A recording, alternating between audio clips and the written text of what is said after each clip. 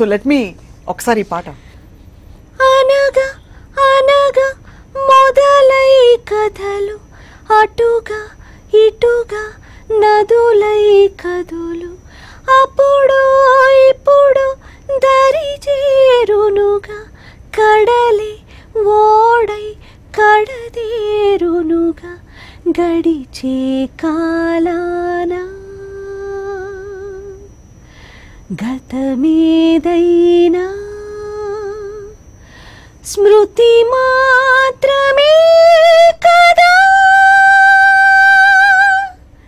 చివరకు మిగిలేది చివరకు మిగిలేది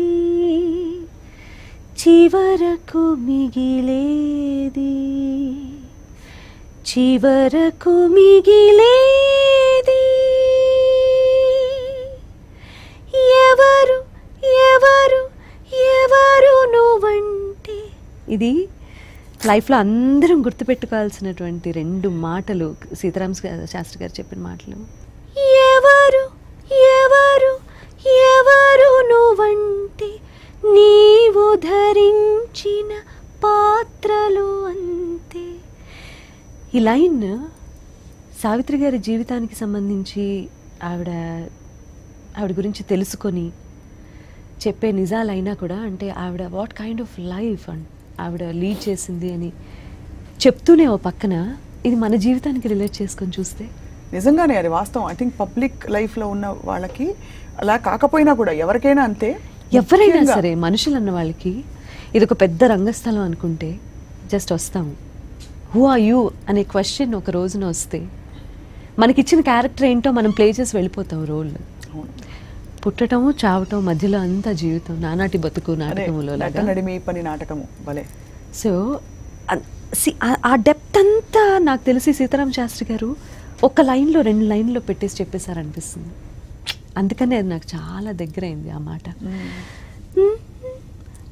ఎవరు ఎవరు ఎవరు నువ్వంటే నీవు ధరించిన పాత్రలు అంతే నీదని పిలిచే బ్రతుకేదంటే తెరపై కదిలే చిత్రమే అంతే. అంటే నీకంటూ నీకేం లేదు, ఈ జగమంతా నీ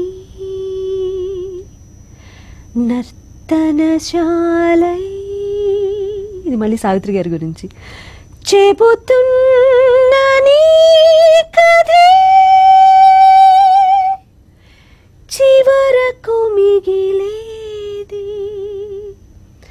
విన్నావా మహానటి చెరగని చేవ్రాలిది. ఈ మాట గురించి మాట్లాడుకోవాలి. చేవ్రాలు అనేది అంటే ఉత్తరం రాసిన తర్వాత సిగ్నేచర్ మనం రాస్తాం కదా ఇట్లు అని. అవును, అలాగా అది సిగ్నేచర్ అట. భవదీయురాలు లేకపోతే ఇప్పుడు ఫ్రమ్ అడ్రస్ మనం రాస్తాం కదా, సునీత వ్రాలు, ఇలా ఇలా రాసేవారట ఒకప్పుడు. ఉత్తరం రాసి చివర్నాల, అది చేవ్రాలు.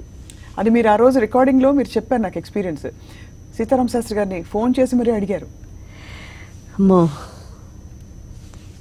ఈ మాటలు కానీ ఈ డెప్త్ కానీ ఈ ఎక్స్ప్రెషన్ కానీ ఎంతో అనుభవం ఉండాలి ఫస్ట్ ఒక రైటర్కి.